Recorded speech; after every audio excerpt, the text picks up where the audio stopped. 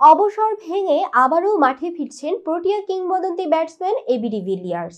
2021 সালে নভেম্বরে আন্তর্জাতিক ক্রিকেটকে বিদায় বলেছিলেন তিনি। তবে সেই অবসর ভেঙে আগামী জুলাইয়ে মাঠে ফিরছেন সাবেক প্রোটিয়া ক্রিকেটার। আগামী 18 জুলাই মাঠে গড়াবে ওয়ার্ল্ড চ্যাম্পিয়নশিপ অব লিজেন্ডসদের দ্বিতীয় আসর। এই আসর দিয়ে দীর্ঘ 4 বছর পর মাঠে ফিরবেন ডিভিলিয়ার্স।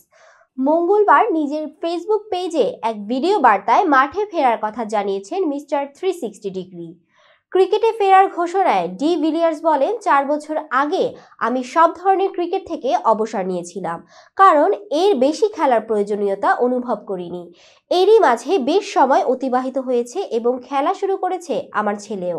সাবেক ক্রিকেটারদের টুর্নামেন্ট ওয়ার্ল্ড চ্যাম্পিয়নশিপ অব লিজেন্ডসদের দ্বিতীয় আসরে নাম লিখিয়েছেন ডি ভিলিয়ার্স।